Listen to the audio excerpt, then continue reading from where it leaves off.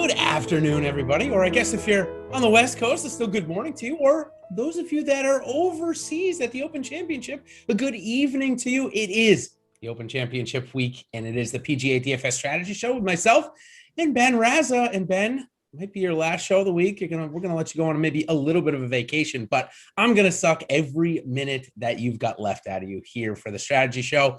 And of course, Ben, sponsored by Monkey Knife Fight, and they've got a couple of props this week that I really like, especially for round one. We'll get into that in a second. But in case you haven't heard of Monkey Knife Fight before, they are player props based contests that don't require the time commitment or worrying about ownership, anything like that. And of course, we'll go over a couple of different contests that they have available. But if you head on over, use promo code Awesemo, you're going to get $100 on your first deposit as a deposit match.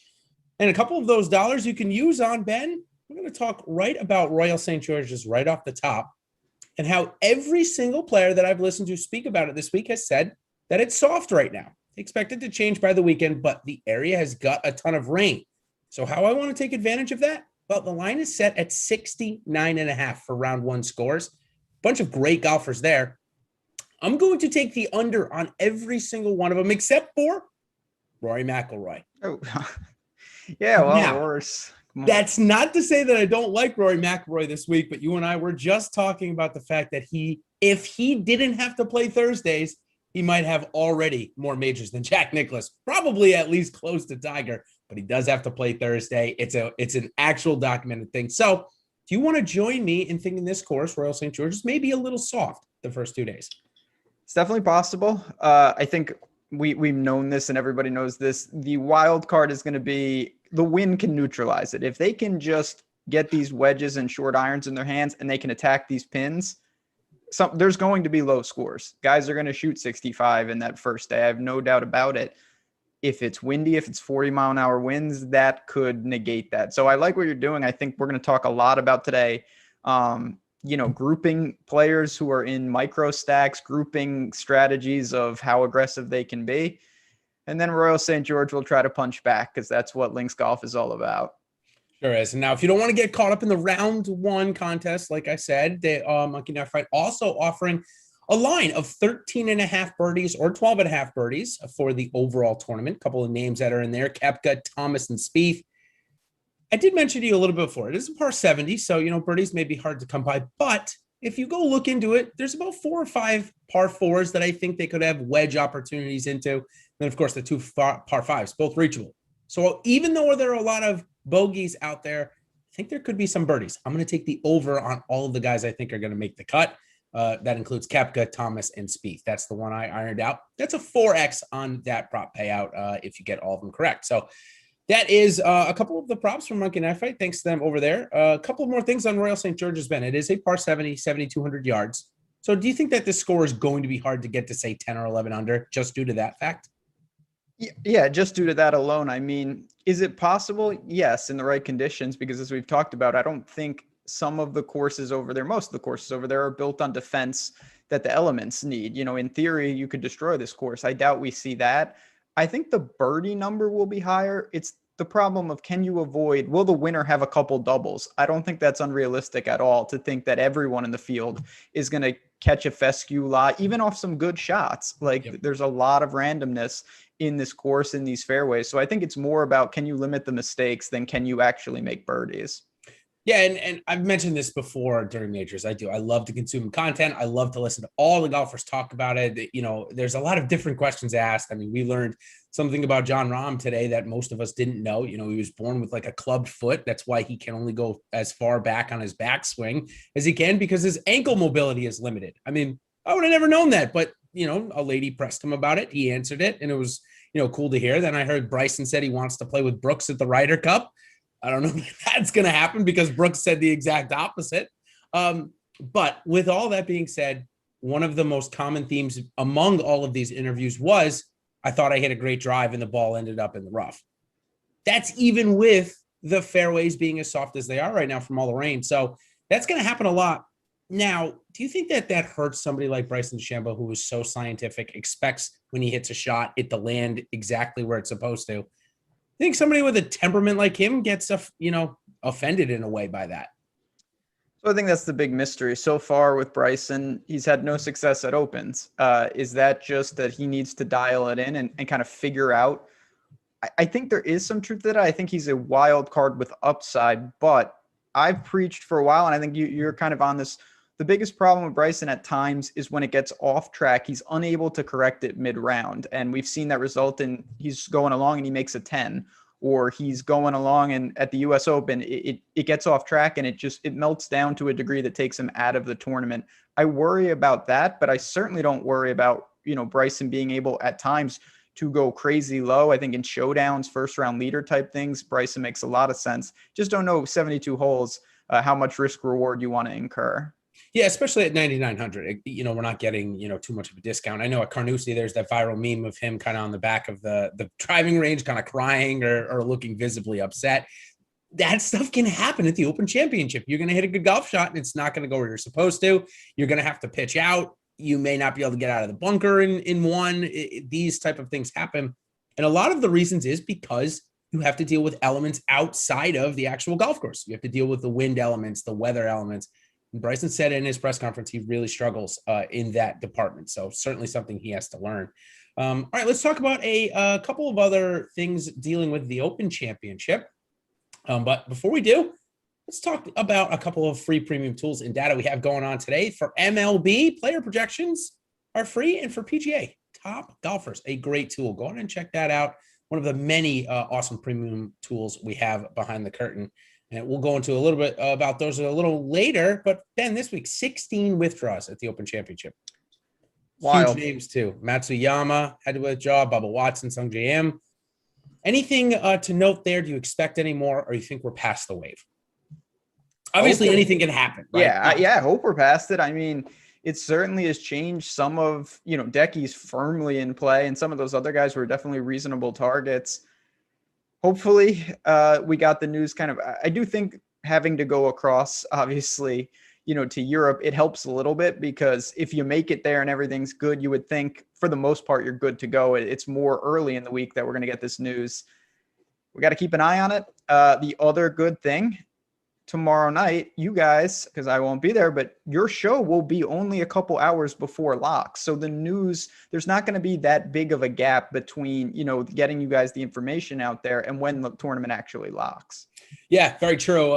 Tee times came out this morning. Looks like 6:35 local time, I think, is when they're going on. I think that's what I saw. That gives us 1:35 in the morning here.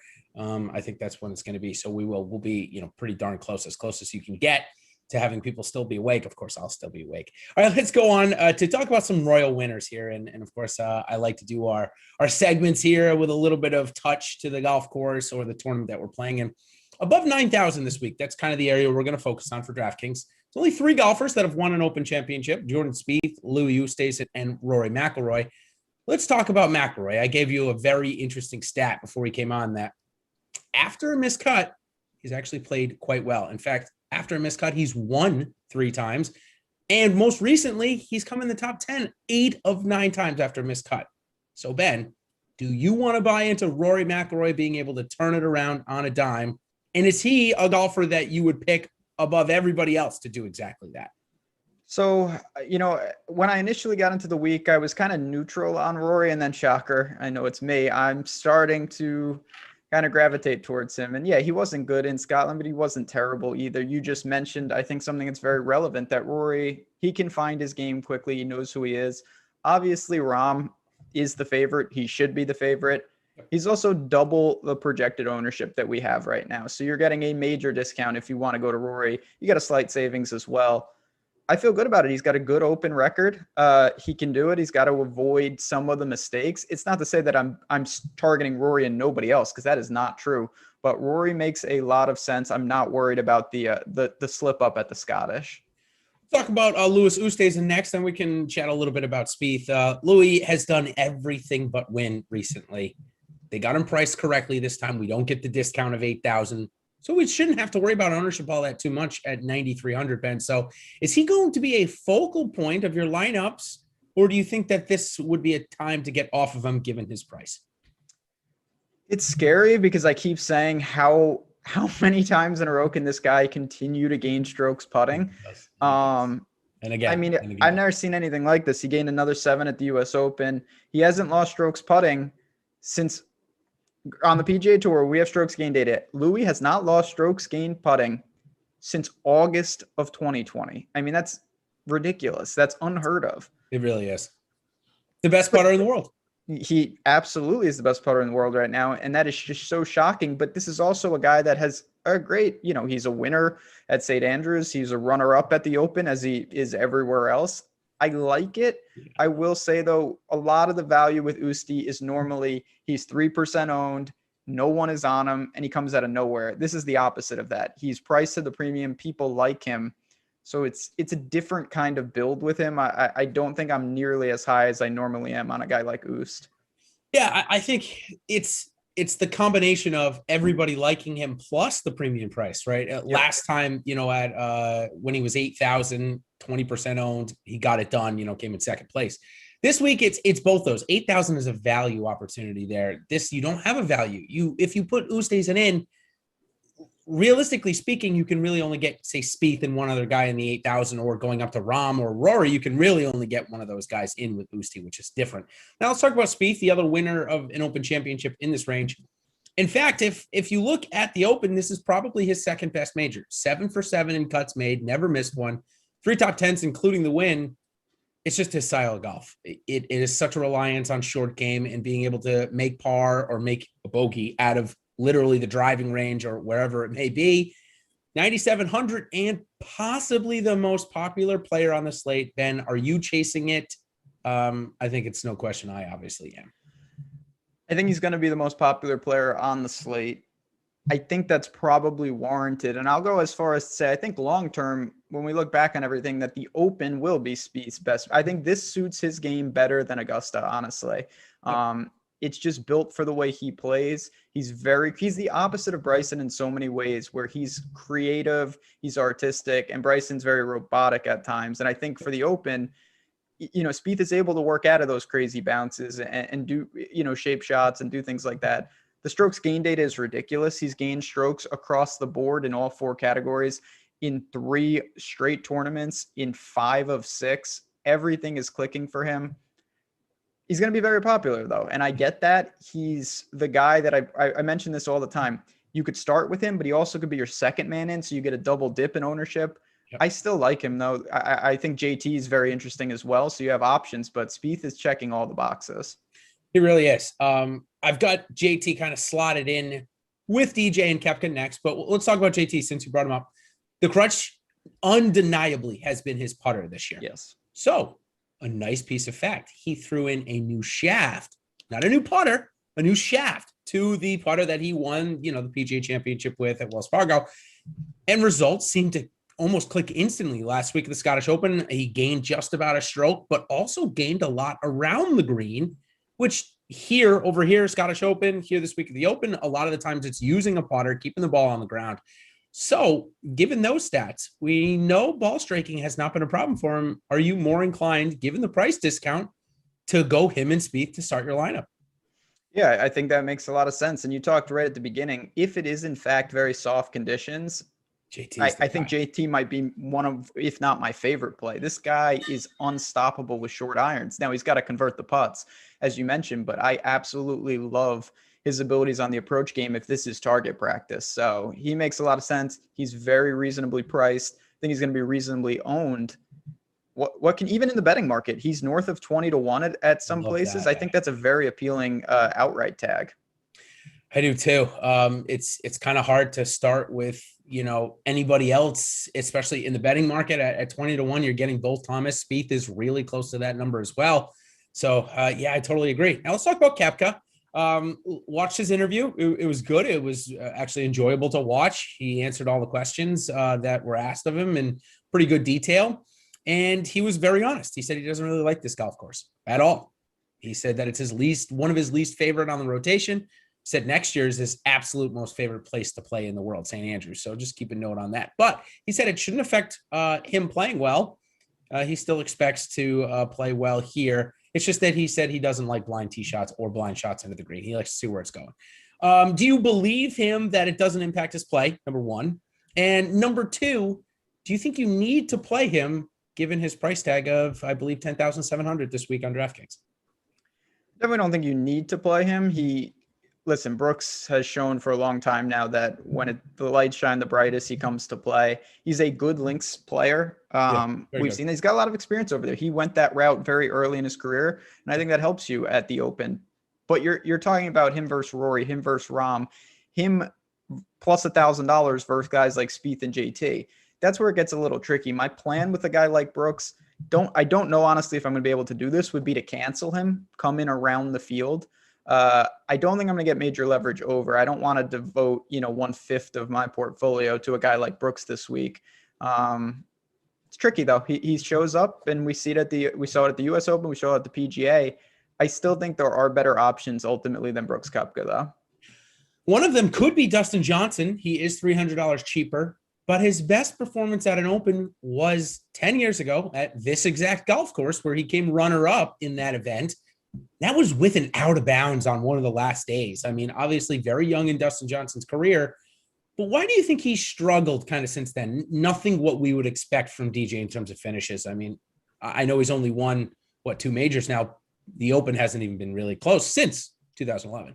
No, it doesn't seem, I don't want to say it doesn't seem to fit his game because I don't believe that DJ is good enough to win anywhere, but at the same time, maybe it's just adverse conditions. He's another one that I think if it's really nasty, I don't know if that's the best thing for DJ. 25-1 in the outright market, I don't mind just blindly backing that, I will say. But for DFS purposes, even though he's going to be lower owned than some of these guys, it's not going to be enough when you have Rory, when you have Xander, who makes a ton of sense, and certainly the guys we've already talked about.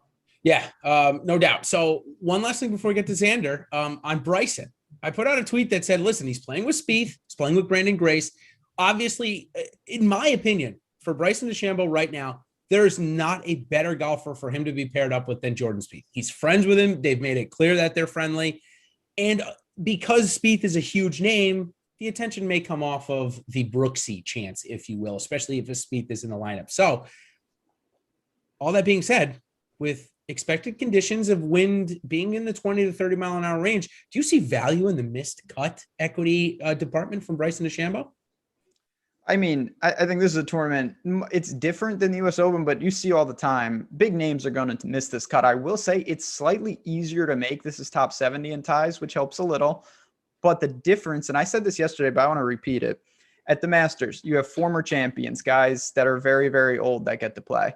Yep. The PGA, you have 25 guys that realistically have no chance, the PGA pros. No chance. The US Open, it's open qualifying. You get a lot of guys that really have no chance. This is the one tournament. The bottom of this, these guys can play. I know they're not PGA Tour level players, but they've got 20 of them are, but a lot of them are good though. Good players. They are more experienced in links golf than our guys in a lot of regard. I don't think it's a shoe. You're going to see more guys from the lower sixes make the cut. And that reason, to circle back, I think is why any of the guys up top, if you have a couple bad holes, it could be bye-bye pretty quickly.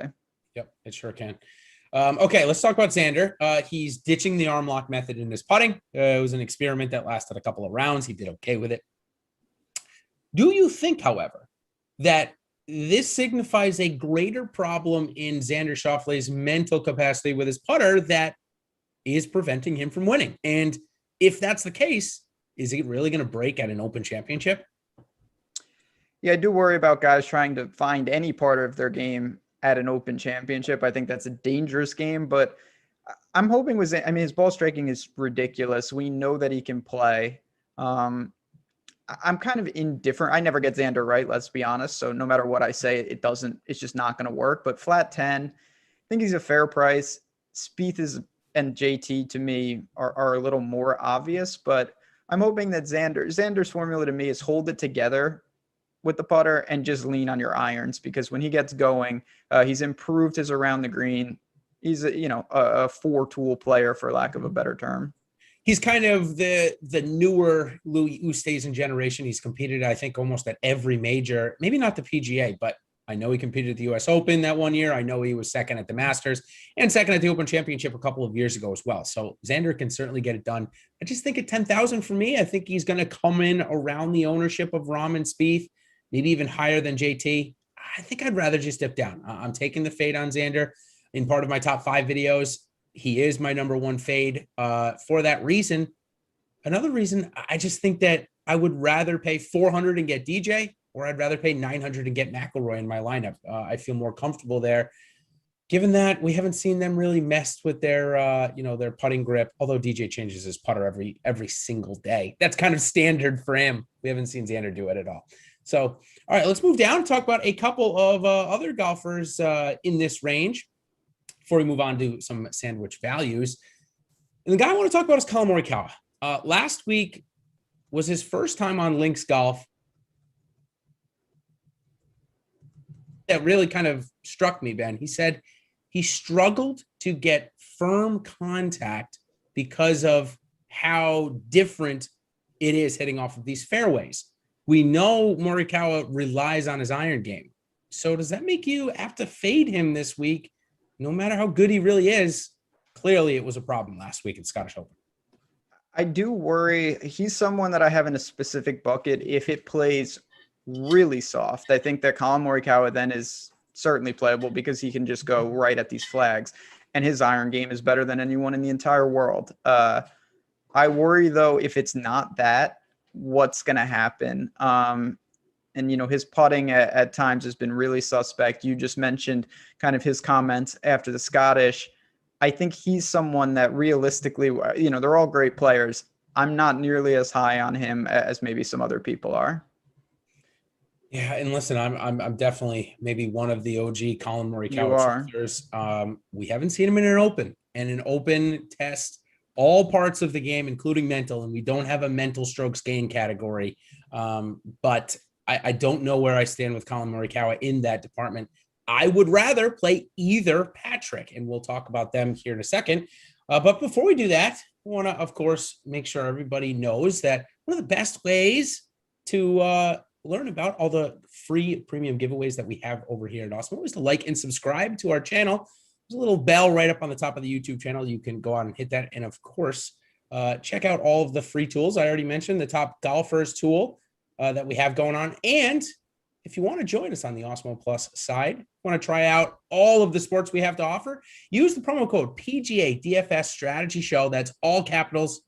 And you'll get 20% off. I'm telling you, it's actually PGA Strategy Show, right? Thank you. There you go. It's on the screen. Look, it's on the screen. I gotta, I'm one of those guys that what's that? The movie with Will Ferrell. You put something on the teleprompter, which I did. I wrote it. Yeah, Anchorman. I got you. And I'm gonna read it. Yeah, I love that movie. By the way, I was just having that little. That's a great movie. In any case, all right, let's move on to some sandwich values here. Reed and Cantley, I just kind of teased you right off the top. I think that I have no problem clicking either of those guys. They've both shown the ability to perform in the open, and both have every part of their game that I'd want here this week. Well said. Patrick Reed, I honestly think has underperformed in opens given how good his game is in the Spieth kind of bucket of likes tough conditions, can work in some, nasty rain, wind. He doesn't care. He's had some top tens and one, but he's never really been in the hunt. And I think that could change.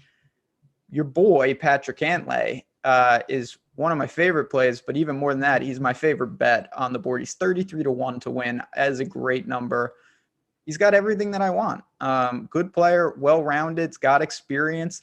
He just won at Memorial. I know he wouldn't have if Rahm didn't withdraw, but he would have come in probably second, and that's a really good showing. Mm-hmm. Form is good. Yeah. Patrick Cantlay, to me, is a very, very solid target, and to see 33-1, I was a little surprised. I thought that would be in the mid-20s. Cheapest price on DraftKings, I believe, this week. In my opinion, I know there's the Sam Burns at 6,300, but to get the player ability of Patrick Cantlay for 8,900, I think it's a steal. I think that if Paul Casey was in perfect physical form, and he may be this week, we haven't seen his interview yet. I think he is scheduled for one of the next 2 days. I think he's another one that at 8,600, Ben, that you can really rely on. Again, I would like to hear him say that, yeah, my back spasms have stopped. But we won't get that. So are you with me? Again, Hideki withdrawing kind of makes this area a little bit easier for me. I don't have to worry about Decky. I can just go get Cantlay and Reed secondary. Yeah, I'm with you. I one other guy I want to mention, and he's a tough one. He has not shown up nearly as good in majors as he should, is Ty Hatton. He is as good a links player as you're going to find. He's got a serious resume at Alfred Dunhill and other big-time tournaments. I think he's obviously more comfortable over here. He has not shown up in majors relative to how good he's played, but I'm going to still think that, long-term, this is a guy that can contend, particularly in opens. This is tailor-made for his skill set. Yeah. And listen, I totally agree about Hatton. If he has played well at one major, it's been this one. He has 2 top 10s. But all the other ones have been garbage, and all the other ones recently have been garbage. The last top 10 that he had was at Portrush. So I think there is something to be said, but given that he just hasn't played as well as Patrick Cantlay, I can't get myself to play him. The other guy that we didn't mention is Victor Hovland. He's another guy that he's going to need to prove it to me in an open championship for me to play him at 9,100. This will be his first time we've seen him. I know he's from Norway, but that doesn't mean he's from England or Ireland or Scotland, where you're going to play many of these style of courses. So for me, I'm going to wait and see with Hovland. I would rather go up and just get Oosthuizen. Hovland's always a tricky one for me. He's an incredible player. I'm more with you than not, though. I don't know. It's just sheer opportunity cost. I like the other guys a little more right now. I may look to him if I go very aggressive, say like take Rory and some of these other big time drivers of the ball, because we know that if Hovland's really going to be effective, he's going to shave down these holes. He's going to be, dominating off the tee. He's not going to win in a technical chipping contest against guys like Spieth, Reed, even Cantlay to an extent. So before we move on to a couple of other guys, I wanted to ask you a question. So we've got this scenario here where on our Awesemo points projection side, which has been spot on lately, this week I have a little deterrence from. And it tends to happen with this one golfer, but I think there's a couple of other scenarios. In a situation like this, where both you and I, Ben, seem to like Jordan Spieth quite a bit, for me, he's probably one of my top plays on the board. But given his price and given his total points projected as Awesemo, we only have him projected at 50 points, which is basically like 13th or 14th on the board, not 5th. So in a situation like that, what do you do when the numbers or projections say one thing, but our minds seem to be telling us another? Yeah, I mean, I think that's one of the most interesting parts about golf is that, you can analyze this and arrive at slightly different conclusions, but in the end, what we're trying to do here is build a golf lineup of 6 golfers. And there are definitely scenarios, not that I'm saying I'm going to roster Spieth and hope that he comes in like 16th, but in a tournament like this where win equity is so distributed up and down the ranges, his stability to me and his median projection, I think really helps in a lot of circumstances, because I really do think Spieth is one of the safest plays on the board. And I know safe is a relative term in golf because anybody can go out and miss a cut, but I think more often than not, Spieth will at least give you the opportunity for your other 5 golfers to perform. And if you have a guy in the 7s or even the 6s that comes in 3rd that contends, well, now that takes the pressure off your top guy in Spieth. And I think that's where you can still use the projections kind of in other ways. And then you have slight tweaks. Like I think you and me are higher on him than maybe the board is, but that doesn't mean that he still can't be effective. And at the same time, it doesn't mean that you can come underweight if you're looking to kind of move and pivot in that same range. And I'm going to give you the exact opposite side now. Webb Simpson is clearly not 100%, missing the cut last time out at a scoring event that everybody kind of seemed to line up. I've been the champion of don't play Webb since that withdrawal at his home event. Don't play him. There's something wrong with him.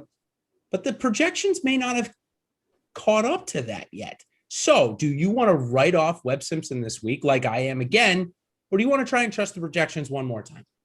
Yeah, it's very difficult with stuff like that because it's impossible to quantify. If he's in the field, you assume that he's healthy. Yeah, you do. And he has shown at times, it's funny. Let's click into Webb for a second. I was a little alarmed. No big deal. He comes in 30th at the PGA. He misses the cut at the U.S. Open. Not good, but I think a U.S. Open and Webb don't mix at all. My most disturbing thing was that he missed the cut at Rocket Mortgage, and he was terrible. And that, to me, was really disappointing. I know it's a stupid tournament in a lot of ways, but at the same time, it's such a weak field. I'm not sure I'm going to get to much. I think I would roll the dice with Finau and Scheffler. Honestly, even Adam Scott in that same range before I got to Webb. And as I've said kind of a few times now, Zalatoris can hit the ball further than Simpson, but modeled his game after him. I think it's a mini Webb Simpson. in a lot of ways. Went to Wake Forest, same putting stance, same iron play. Also not playing great golf. 8,500 still. He's performed in every single test he's been given, but this will be his first Open Championship. So it sounds like, let me put him up with Scottie Scheffler, who's also in his first Open, also played extremely well in the rest of his majors. Sorry, Zalatoris missed the cut at the Open, the U.S. Open. I should have said that. Zalatoris, Scheffler. I'm assuming you're going to lean Scheffler here. Is it strictly due to price, or do you think Scheffler's actually a better player as well? I think it's a little... Or I could be wrong. I could be wrong totally. You could be going Zalatoris. No, I am going Scheffler. It's tough, though, because I think society, as I call it, also goes Scheffler. He's going to be a lot higher owned than Will Z this week. Yep. I trust his game a little more. We don't know still with Will Z. He has no experience, which I do think is a negative. But you know what? How many times have we said that with this guy that, oh, he hasn't done this, and then he does it? Obviously, he can contend in majors. We know that now. I still think I'm a little cool on him in the board. It's such a different thing. I really believe more than anything with links golf, you have to not play well, but you just got to get reps. It's really tough to come over. And Scheffler is, to an extent similar in this regard. And that's why I would prefer guys with more experience. It's tough to go over there and handle yourself if you've really never seen what this could entail. Yeah, let me give you a group of 6 then of kind of guys that we're talking about. And maybe you don't want to play any of them, but Zalatoris, Scheffler, Finau, Simpson, kind of all guys on those mid-8 range. Or would you rather just kind of skip all those, take your shot with, say, Justin Rose or Adam Scott, or even dip even lower to the reigning Open champion, Shane Lowry at 7,900. And right there also at 7,900 is Matt Fitzpatrick, coming off a second place at the Scottish, should have won. I mean, a lot of people have said to me that I wasn't watching the playoff, but a lot of people said that Fitzpatrick should have won it at some point. So given that, do we just skip the mid-8s altogether? I don't know if you need to write them off completely. I will say I'm not nearly as high on them as maybe, the field is going to be. And I think this is an opportunity to get some savings. It's just very difficult. These guys they just cause problems, these English guys. Fleetwood is a difficult build. Fitzy is like Hatton. He is one top 10 in a major. That's not good enough for a guy this good. I do like him this week, but it is a little tricky. Justin Rose, I have to ask you. I mean, the guy putts out of his mind in majors only, apparently. I don't know if I can do it. He has the profile. Older guys tend, this is a tournament we see time and time again, veteran players excel at. I don't know if I can click Rose's name now. Over the last 2 years, we've seen a total transition in Justin Rose's game from a quality ball striker, a decent driver of the ball, really good iron player, to a guy that heavily relies on his putter and his short game to get it done. I think that the long, tough golf courses like Torrey Pines will be a continued struggle for Justin Rose the rest of his career. This is not Torrey Pines. This is 500 yards shorter, 600 yards shorter even on most days. It's going to require craftiness on and around the greens. Do I like him for a top 10? No, I don't think so. But I would rather play him or Tommy Fleetwood over Zalatoris or Simpson. That's for sure. Probably even over Tony Finau. I think Tony Finau is a little bit lost on the golf course right now from what we've been seeing. So for me, I'd rather play either of those guys. For Fleetwood, I thought it was really interesting. He said that out of all the rotations of courses that the Open Championship uses, there's probably only one that he would have not been the hometown favorite and rooting for on a Sunday, and it was at Portrush, where he happened to be in the final group with Shane Lowry. So a little bit unfortunate for him, but he does get up for Opens. There's no doubt about it. So do you think that 8,000 is going to scare enough people off where maybe it is a good leverage spot this week for Tommy Fleetwood? I definitely think that these are really good.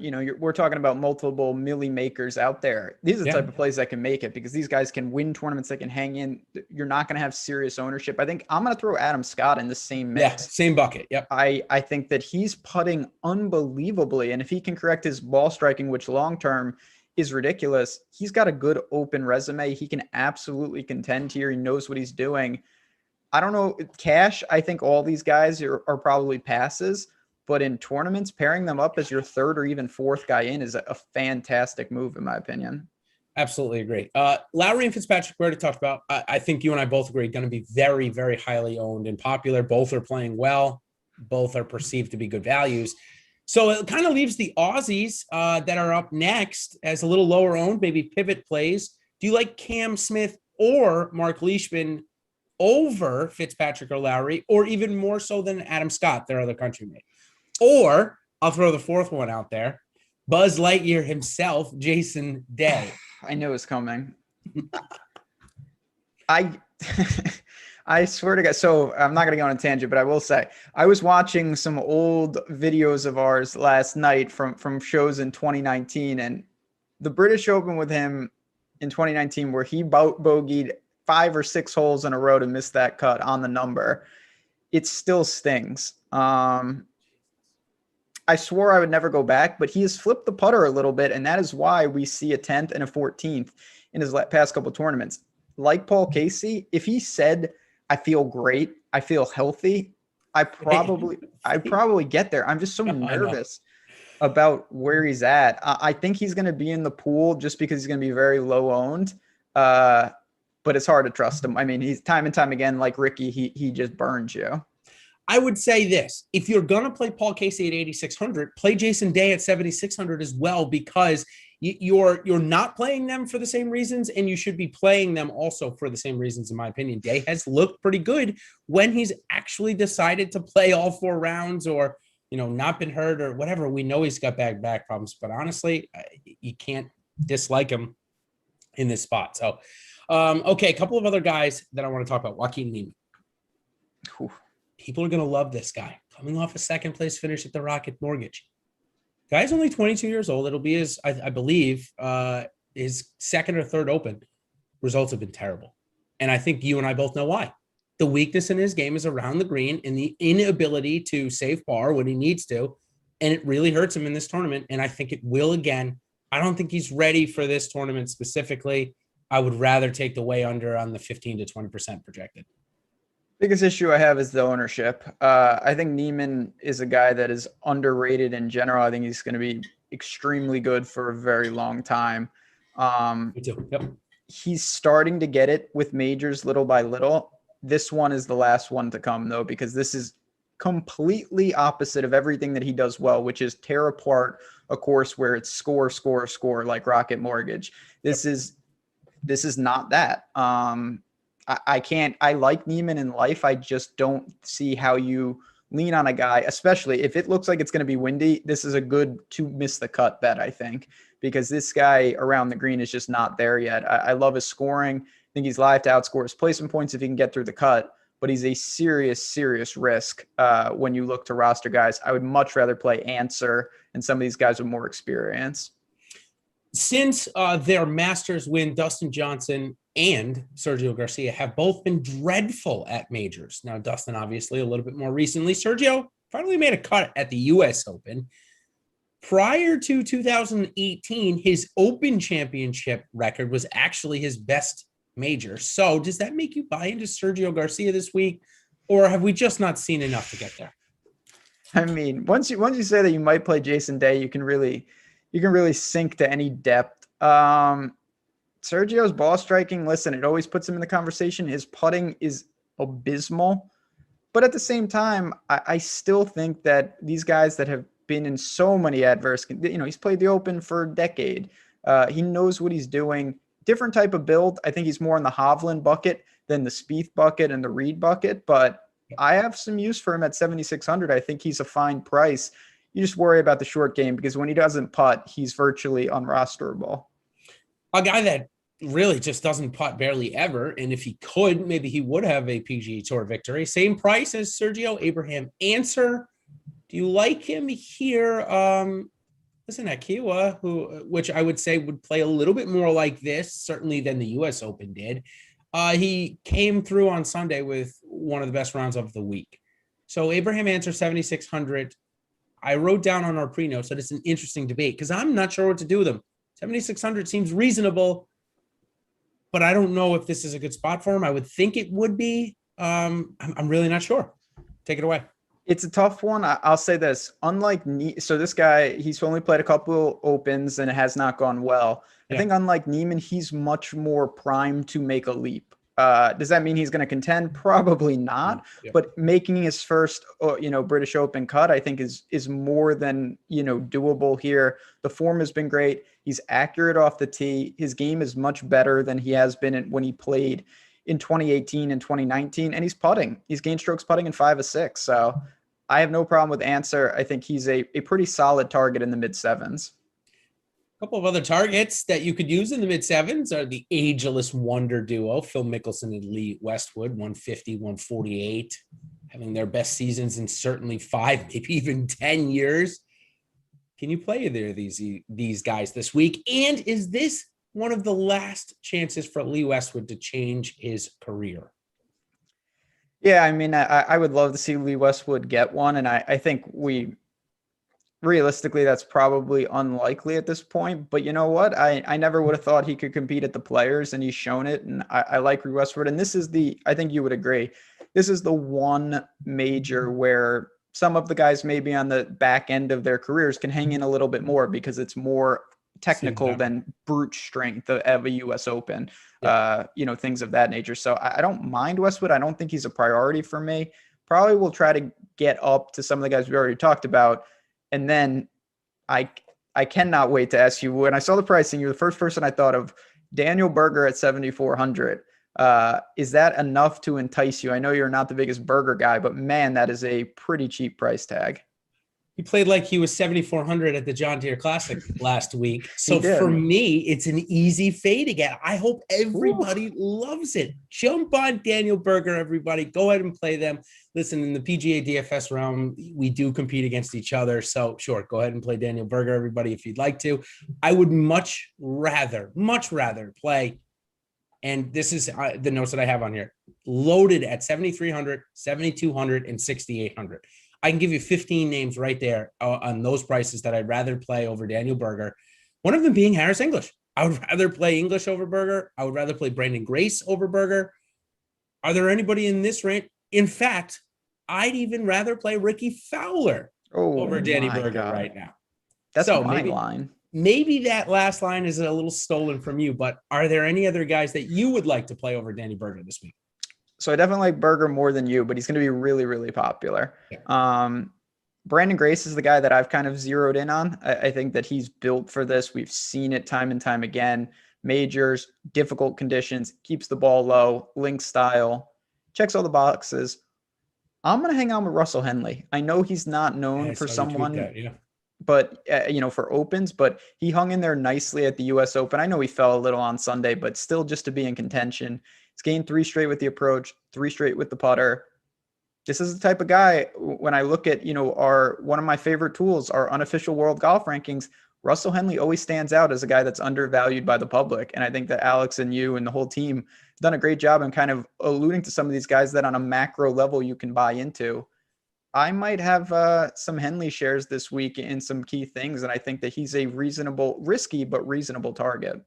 I know he's not nearly as good of a putter as Jordan Spieth, and I'm never going to say that. But Russell Henley reminds me of a little Jordan Spieth type of game. He's not good off the tee, but everywhere else, he's really solid when he gets his putter going, and his putter has been going of late. So for me, I like pairing Henley and Spieth up. I think they bring a lot of the same qualities to the table, being able to go around. So I do like Henley in this range. A couple of other guys that I want to ask you about. Ian Poulter missed the cut here in 2011. I'm sure you're going to write that off. Recent form is incredibly good. So at 7,200, I know the Open Championship form is not as good as people would think, even with that missed cut in 2011. It's just not been that great. So is this a place for him to bust out and put his recent form to good use, or was the Scottish Open the climax of this recent time? Probably more that the Scottish Open was kind of the pinnacle and whatnot.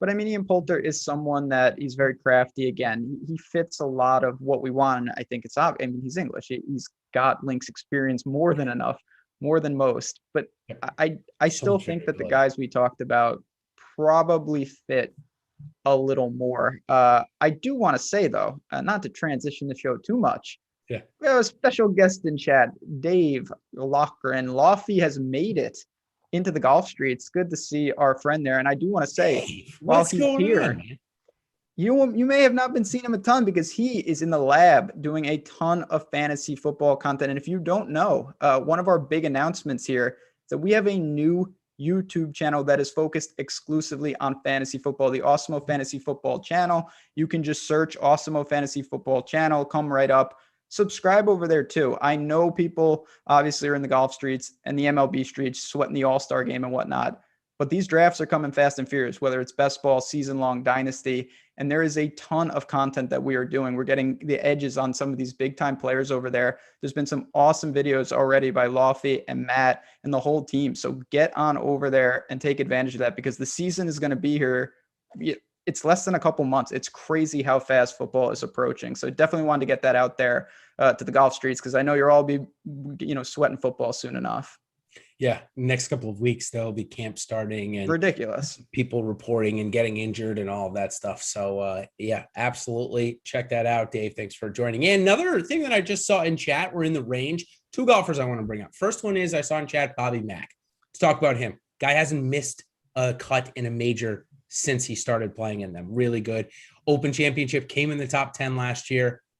Had a pretty good week last week. Here's where I'm using him. FanDuel 8,500 versus say Fowler, same price on DraftKings as McIntyre. He's 92 on FanDuel. Harris English, same price as him on DraftKings, 9,400 on FanDuel. So that's where I'm using him. I'm just going to take that price difference and say, you know what?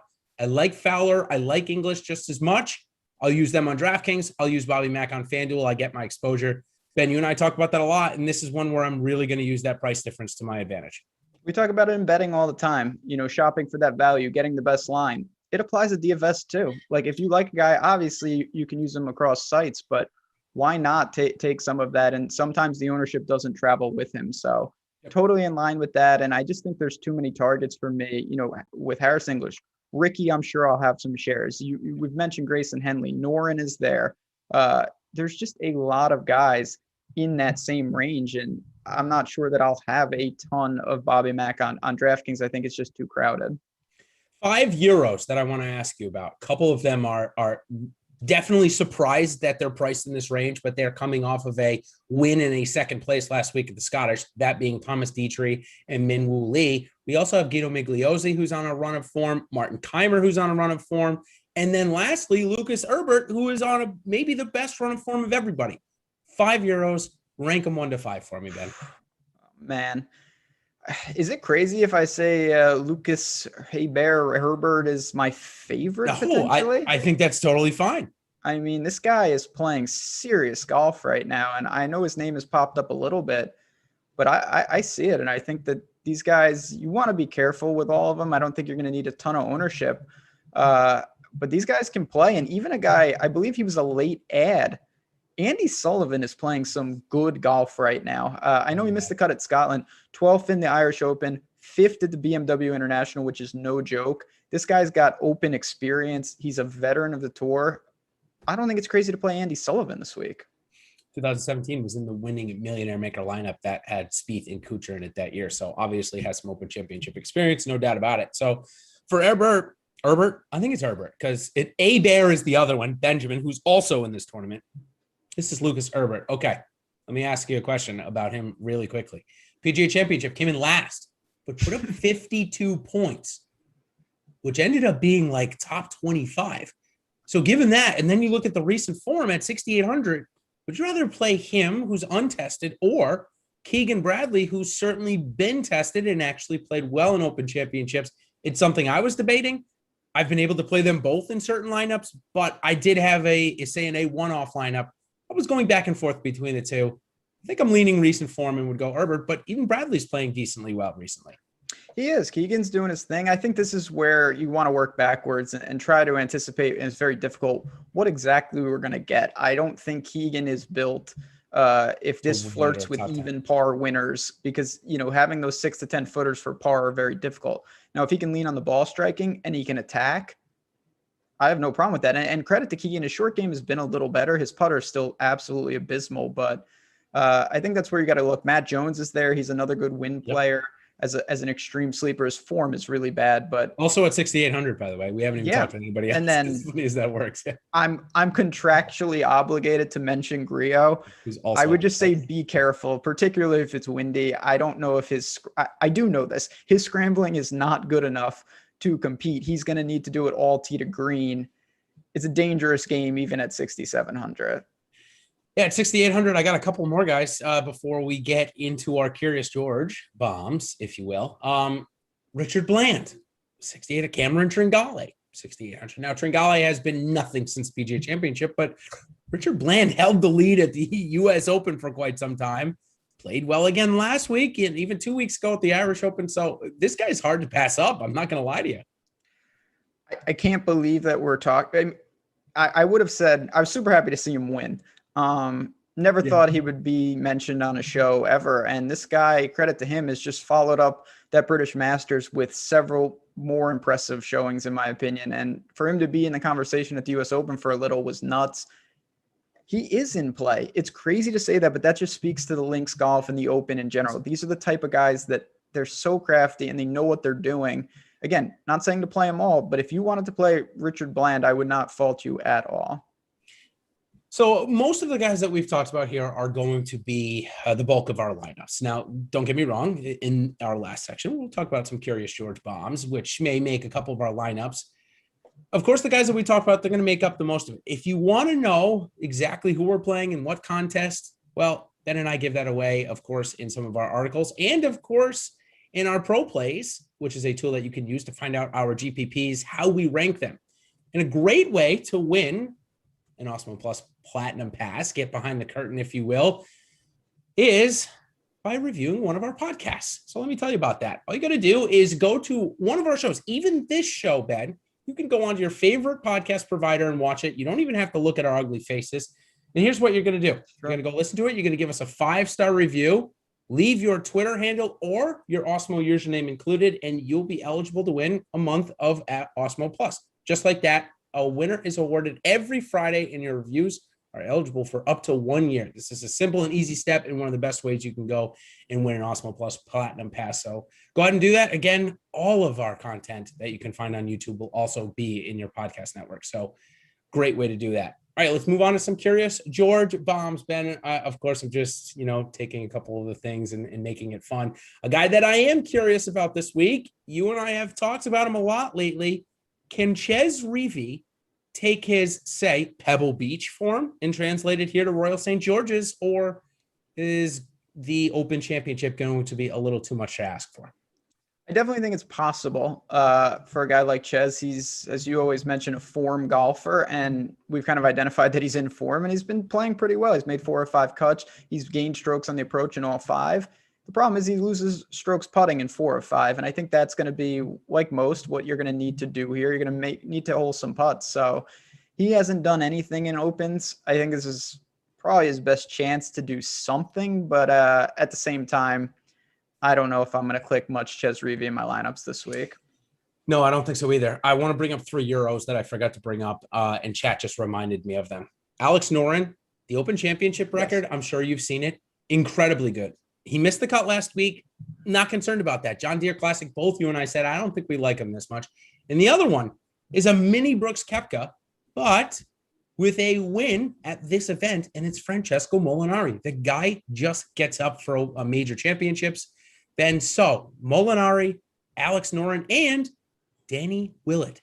Danny Willett, 2 top 10s, made 5 straight cuts at this event. So those 3 guys, maybe a little higher price than Reavie, of course. You like any of the 3? I think Noren, really disappointed in what he did last week. I thought he was primed to just play well in a bad field at John Deere, and he did not. But you mentioned, Noren, when he was at the height of his powers, it was certainly in Europe and certainly in adverse, tough conditions. I like him. I think the price is fair. No problems with those other guys, but they're in a pool. And Chad's brought this up a couple times. It is so difficult to shrink your player pool this week. You could end, really in theory, there's 120 guys that make sense in some regard. And that's just so hard. You have to be careful. So you want to make sure, and that's where I'm sure I can speak for you and Eric tomorrow. You guys are going to dive into the tee times and the groups and talk about some of the edges where maybe you pair some of these guys up in certain lineups because of that weather. Yep, absolutely. It's definitely a big part of the Live Before Lock show. We go into kind of that. Obviously, a lot of the commentary has already been talked about, so that's how we differentiated between it. So stay tuned for that. We'll obviously have the most up-to-date weather projections as well. So a couple of other guys down here in this range. Matt Wallace, I saw, was just brought up in chat. But Chad also brought up a couple of other guys that I like. Stuart Sink, a former Open Championship winner, clearly having the best season of his, maybe of his career, maybe not so much. He did win the Open, but he's having a great season nonetheless. 6,900. You can't dislike that play, Ben. And then the other one was, let me see, I saw it here. Not Sink. It was a little higher. Maybe it was Matt Wallace. Yeah, it was just Matt Wallace. So let's talk about Stuart Sink. Yeah, I mean, Sink, he's still gaining with the irons on the approach. I worry a little that his putter has really regressed, and that could be problematic. I have no problem with the play. I think it's all about priorities, though. To me, I would rather play some of the other guys we've talked about in the same range, whether it's Lucas Herbert, Keegan, Andy Sullivan is a deep flyer. I'm even going to throw out, and Chad, because I'm not on the show tomorrow, I got to get my hot takes out. Yeah, got it. I know this is bad. I think that EVR is in play. And this guy has burned me so many times, but no one is going to play him. And I think that if you want to embrace some serious risk, he is built to score. And I think he's the type of guy that could come in 37th, but he has the 12th most points on DraftKings, something like that. So I'm going to have some EVR in the pool pending. I believe it's all systems go in terms of he's in the field. Let's start with that. I believe he is. I'm almost positive. There's no out symbol there. He has come in the top 20 of each of the last two Opens, so I definitely get it. Just for that sheer fact, he's on my $10 millionaire maker pool right now. Problem is, when you get below 6,700, I'll be honest, there's not a lot of names that I want to play. That doesn't mean that I don't think they're going to make the cut. I do have some mention here. Jack Sr. led the tournament last week for a while. He's not a guy that I think we've heard of at all much about. But there is Lucas Glover there coming off a win. He is a major champion. That's interesting there. Justin Harding, obviously we call him the South African Spieth. We've called him a couple of times. Then there's, I don't know, Haotong Lee. I mean, no, probably not, right? It gets really thin. Marcus Armitage. Is there anybody down here that you want to convince me to play? I don't think it's all going to depend on how aggressive you are up top. Yeah. There are some names. I mean, certainly Sam Burns is going to be the guy that most people are going to gravitate towards. Troy Merritt probably as well. I'm not in love with either of the plays, to be honest. I think they make sense because they're underpriced, but I don't think they're more likely to make the cut than some of these other guys. So I don't have a ton. Dean Burmeister is 61. I think that's a little thin, but at 61, I think he's a better player than that. Yeah, let's spend a minute on Burns. Let me ask you about him. We haven't seen him play linked golf much at all. We haven't seen him play top form like he's done recently, obviously, but struggled in the majors, withdrew from the PGA Championship because he said his back hurt, whatever. U.S. Open wasn't even close, but did play well at the Scottish last week. And at 6,300, if you're going Rahm McIlroy, is he a must? Or do you think you can still fill out a quality team given that you only have about 6,950 left per player? So the problem is, let me ask you this as we bouncing out here in a couple minutes. Rahm and McIlroy, what do you think the correlation between them and Sam Burns of teams that play those two will have Burns? I honestly think it'll be over 50% of those teams. It has to be. Just looking at the way salary breaks out, given that you only have $69.50 per player, I don't think people are going to want to put 4 below 7 in the lineup. So I think they're going to be forced down to Sam Burns. And that's what concerns me a little is you're not getting, I almost would rather play Sam Burns in different builds where I really pepper the 9K range and then I flat with him at the bottom. Yep. Because I think if you jam the top 2, you're going to play Sam Burns and then you're going to fill out guys in the lower 7s. Everybody's going to do that. And you don't create even Koepka too. Yeah. Even Koepka too. Yes. It only changes it by $200 from Rory, 400 from, or 600 from Rahm. It doesn't change it enough. I totally agree. I think you're going to see a lot of those builds come that way. So go ahead. Why don't you send us out? We get the Olympics next week. We got the Barbasol this week, but crazy. So last question before we leave. Match assessed it. What do you think could be the stroke difference between a windy and non-windy wave? So one thing I do want to point out, there's not really waves. They just tee off. Correct. And then they just tee off forever, every 15 minutes. First hole. Yep. I do think, though, it could be, over a couple strokes easily, but it's just you're not targeting waves per se. You're targeting little regions within the tee times, and that's what makes it so difficult. So I think you want to be cognizant of it, but at the same time, it's a roll of the dice. You hope that you bat your guys and that they don't get the worst of it, because a couple groups will really catch a raw deal.